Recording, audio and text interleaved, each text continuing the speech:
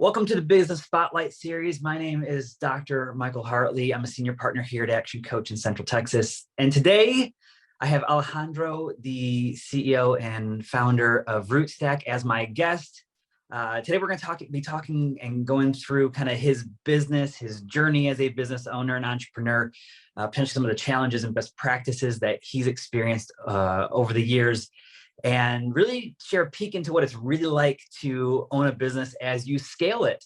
So if this is your first time on our channel, be sure to like and subscribe so that way you get notifications every time we drop a new conversation. Alejandro, welcome and thank you for being with us today. Thanks, Michael. I'm happy for being here for doing the interview.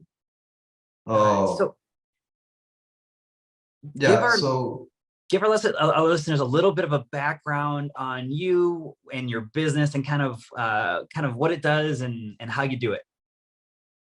Great. So, we are RootStack. We are a software development company that we have offices in Austin, Texas, and also in Panama and Colombia.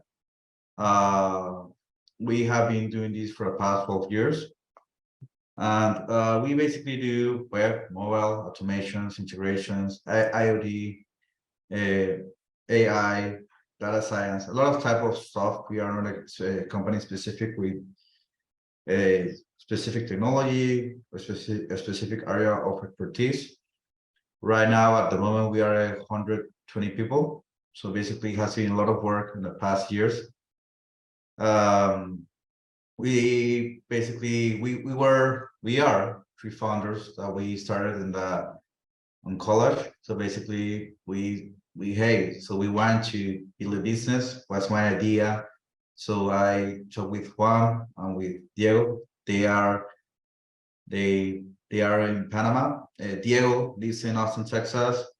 I basically live in Panama. Juan Daniel also lives in Panama, but I come and go a lot to the US and to our office in Austin, Texas.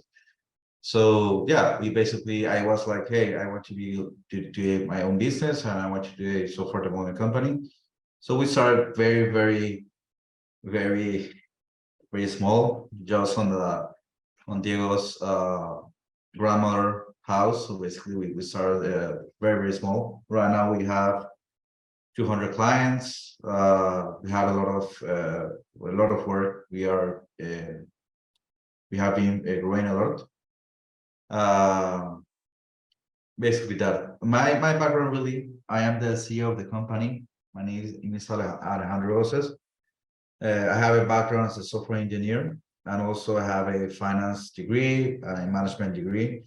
But as you know, on this, when you have a company that is still small, you need to do a lot of stuff at the same time. So I manage a sales team. We have a marketing director, but a lot of operations and all of the vision of the company. And we have right now a 7-10 year plan to grow.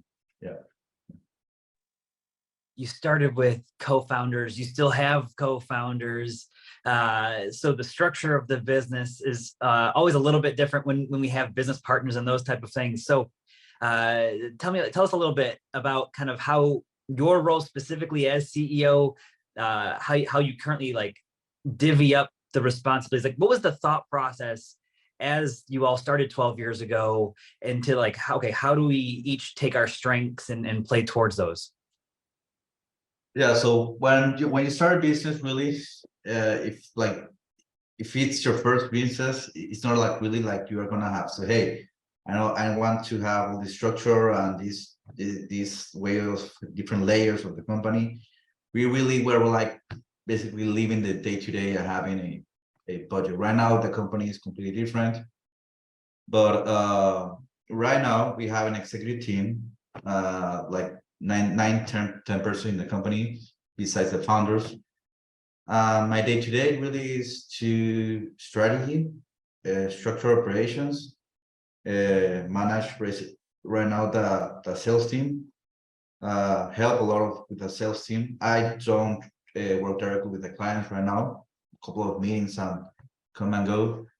I tend to go to a lot of events and also to new projects that we want to do internally. manage the finance of the company, and also different partnerships that we are doing. And as you know, technology, you need to basically do different things and stay ahead of what we're doing right now and what you want to do in the next years. So improving the company more efficient, and also having that people happy in the company. Right now, Diego Tejera, he is the CTO, and Juan Daniel, he is the Chief People Officer. So basically, he manages all the team. So basically, we work a lot in that way. Yeah. As you look at the growth and scale of your organization over the last decade or so, at what point would you say your business got to the point where you could dedicate more of your time towards strategy and things like that versus being in the business and kind of doing the job of the business? At what point did that kind of flip over towards like, I can dedicate more time towards on the business work versus in the business? Yeah, so we did a planning of that like a year ago. So because we are right now exactly in that stage, our milestone really is on 1 year to be 180 people. So on that time, I'm gonna push back more a lot and have the executive team grow. So as you know, it's a thing of the egg and the chicken going right now. I have a organic growth. So yeah, basically our number is 180 people. So that way I can evolve, and also our executive team help them to grow and having a very good people on the organization. We have a 7-year plan, basically to be 300, 400, 500 people. Basically, that's our main purpose. Yeah. That's amazing. Let's shift a little bit into what makes your business unique. You know, lots of businesses struggle with marketing and those type of things at times. So when you look at like the primary services and products that your business offers, sea of competition out there, how do you look to differentiate yourself? So we basically do that. We are a company that we have final clients directly on Austin and spread all over the US. We have our own engineers. Mostly of our work is based on Latam. We have a lot of engineers on Latin America, a couple of people in the US. But right now, there's a lot of market on this sector, really on this industry. I cannot say that we differentiate completely in a couple of things, but because a lot of companies are doing the same thing. But right now, we work a lot of having a customer success team to work directly with our clients to have them happy. Probably our rates, we are very good with our rates compared to much more bigger companies. And again, as the three founders, we are engineers, we work a lot to have quality delivered to our clients. So again, we have a strict process of contracting engineers to our company. So again, we are not having this company just to do money, just basically to have all that process of being successful and being happy on that success. But it's different, not just doing money. Yeah. When you look at if there was one thing that you wish people knew more about your business, what would be the one thing that you're like, I wish people knew more about us, this area or this product or this service type thing? Yeah, so right now the company does different services. Like we put a complete team to work on agile companies. Normally our projects go to 6 months to 1 year of work. Normally our projects we put 3 engineers to 12 engineers or 20 engineers to do a project. I also we do staff augmentation that we put only one engineer working side by side with the company. Right now, our most specific work, we are working a lot with data science and AI. That's why we want to focus on. As you know, that's a areas of expertise that right now is booming. So right now, we want to have that on our side, to have all that technical background and knowledge to basically provide that. But it's very early right now, but we are working a lot with that. So we can be prepared for the next months. Yeah. if you can think back 12 years, practically 2010, when you think about how you started to do marketing back then in comparison to how you do marketing today, how has that shifted as you've scaled your business? It's very, very, very different. Like I remember when we were like 40, 50 people, like yeah, like 6 or 7 years ago. Like right now, you need to have much more investment on digital, really, much more money put on a monthly basis to have all your digital channels. The strategy right now is, since right now all people are remotely mostly and working by the house, like you need to have a omni-channel strategy to get, of that people a very consistent message to them, so that they got someday like, hey, we want to contact Rusak, and we like maybe this makes sense to start a conversation with them. So it's a lot of work right now compared to 5, 6 years ago, that they were on the digital marketing, there wasn't like too much competition. Right now, as you know, all is digital marketing. So right now that there are a lot of companies doing the same thing. So you have to have very good strategy. You need to have a very good script, very good message. You need to differentiate, and you need to basically work on a lot of channels at the same time. That's what we do, not just one or two. Yeah. That's a key piece. How many different marketing strategies are you currently using right now as a business? So on the marketing side, no? Yeah. Yes. So we are using like ads on different channels like LinkedIn, YouTube, Google Ads. We also have sticky. We are directories. We are basically on different directories like Clutch, Expertise, Design Rush. We also have sponsored content. We have like 3 or 4 different channels that we are paying for sponsored content. We are part, and we pay for different chambers of different, like Austin, Texas, New York. We also do a lot of we go to a lot of events. We have our own budget for events. We normally go to 15 to 20 events of technology in the US. That's on the main things. Yeah, I can say. What approach have you taken in terms of tracking all these leads? So you have these different strategies critical to the business growth. Do you guys use a CRM system? Have you found an internal system? Like, what do you use to actually track all your leads? Yeah, I'm sorry. One more important thing. We have a specific outreach team that basically outreach team works on scripting. We have imagery campaigns. We also have like we get people to imagery campaigns, listening, also having content sent webinars. So we have a lot of, and again, it's more difficult now because you need to have a consistent process. Like on 3 or 4 months, maybe that person is going to take it. Hey, let's talk with Rusa. So we have people also seeing analytics, and also have people are engaging with that information, content, emails, etc. Yeah, so we have our own CRM that we also sell. So basically, the good thing with that is that we can be very flexible. So we have a lot of integrations. We have robots for data analytics. We have a lot of tools right now working with all the outreach. Yeah. So we have marketing, crazy important to business.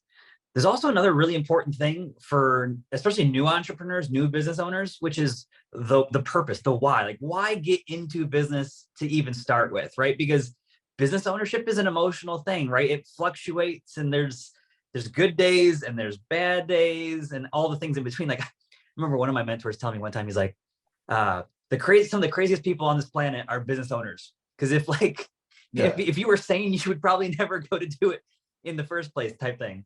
So share a little bit about, like, why did you and your co-founders originally choose to get into business for yourself in a instead of just choosing to work somewhere else?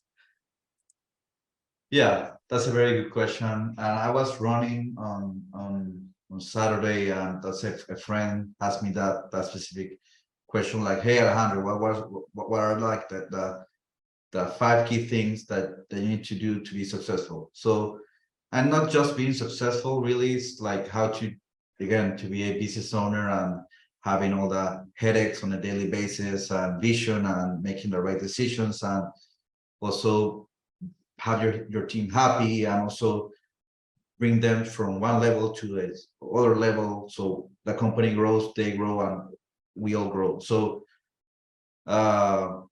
one, a lot of work, really. I normally come to the office like 7 a.m. and get back to my house to 7 p.m. And I've been doing that for the past 15 years. It's a lot of work. Being very have a lot of determination. Basically, that's one of the key things. If you don't have determination to get something done on even though that maybe you're gonna have delays, but you need to say, I need to do this on a month or 2 months, etc., and deliver. Basically, that's very important. Strategy and vision, basically, and efficiency. That's a key thing. And also relationships over time. That's very at the end on my service. It's all about people, and it's all about having the correct talent, and also having people happy in the company, give them a future. So, and also all the time pivoting and iterating on the process, because managing a company of 120 people is different as managing a company for 200 people, 300 people. Yeah, it changes over time. Yeah. So as things shift, like just as you were mentioning, one of the big things in scaling any sort of business is team. You've grown to well over 100, and you have a target for getting to 180, beyond that into the multiple hundreds of employees. So team is critical to scaling a business. How would you describe kind of what have been some of the top 2 or 3 lessons that you've learned on the team side of being able to scale a business? So one is that every industry is different, but basically you need to, when you have it, because it's a lie that you basically have a complete structure to scale up your team. Basically, you need to have sales, you need to have a process, you need to have a service done correctly, and after that you begin building that organically. But when you have like in a middle term, you have like hey, things are going good, and this is making sense. Basically, you need to have a definition of a structure, like, hey, right now I'm performing on this way with these people on this executive team, and if I get to these sales and this structure and this type of clients, I'm going to be working with this executive team. Basically, it's vision, structure, and have a planning for the next years, and that way you need to see what you want to be, and also, and again, you need to be updating that, because again, what you probably are forecasting in the next year or 2 years, probably that's going to change. And every company is unique. A thing that works for a company or my industry, not exactly what is going to work for my company. Yeah. When we think about the future of business and kind of where it goes, how would you describe your leadership style in the business, and maybe if it's changed, how it's changed over the years? So there's a lot of different ways of having leadership of companies. I have seen that. I have different friends on this industry and other type of industry. First thing is that I like to, when we hire correct talent, we have like, so hey, you're gonna be part of a process of knowledge and training on this organization, and We have to have goals clear on the first day, and also have like a process. So say, probably you're not gonna get to this goal in the first 2 or 3 months, but again, we will try to push this on the next 6 or 7 or 8 months. So that way you can have like your north. That's one way of working on having a structure of the company. We have a lot of things. We have areas of expertise, coaches, practitioners. Our HR team is of 10 people. So basically, they come to work a lot together side by side with the people, so they can see it. So hey, right now I'm here and they are helping me to be on this other level on this period of time. So that's the thing that has helped us a lot on the last 2 years. The other way of having leadership for us is really, we need to have growth plans for the team. Like if you don't have that, basically you are not bringing success to the people. And if you're not doing that, probably they're gonna leave you when like in a year or 2 years. So yeah, basically that's specifically with the team, the leadership. Yeah. Alejandro, we have definitely covered a lot of information in a short amount of time.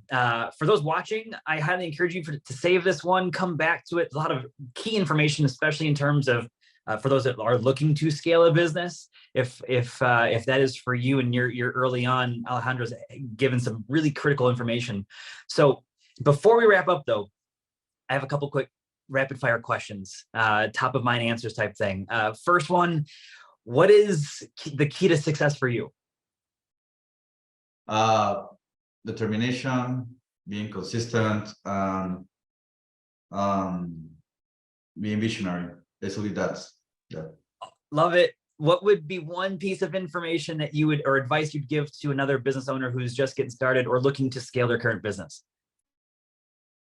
I am the person that basically I prefer partnership of like not a solarship. Basically, have a partnership with 1, 2, 3, 4 partners. Like get very good partners. Like basically, the partners that can complement you on a way of working, and also people that are work as hard as you do. So basically, you can have a very good business, provide a very good team to the company. Yeah. What is one book that you read recently or in the past that you're like, this is a book that every business owner needs to read? So right now, I read that like 4 months ago a book of Matthew McConaughey. It's very cool that book, because it's not just I normally I tend to read like 3 books on a yearly basis. So I can send you that information after that. I don't remember exactly the book, but it's about and being an entrepreneur, having but also on the professional way and personal way. So how you can develop over time. So it's a very cool book. Yeah. Yeah. Perfect. Send it our way. We'll put it in the comments below for everyone to be able to go find and download or buy. If there was one thing in your business, one area that you could immediately improve in the next month, what would that one area be? We need to improve having more investments probably in the company so we can grow more rapidly. Probably, and when I say investments is or type of partnerships, contract people, because we have the structure, but we need to maybe contract more people so we can have a growth more rapidly. It's basically that, doing more investments. Yeah. That's awesome. Before we get to the very last question of the day, our listeners, our viewers, they may want to get a hold of you. They may want to see a little more information about your business, or maybe they even want to come to your event in Panama next month. If they're interested, how would they find more information? So they can basically subscribe to our newsletter.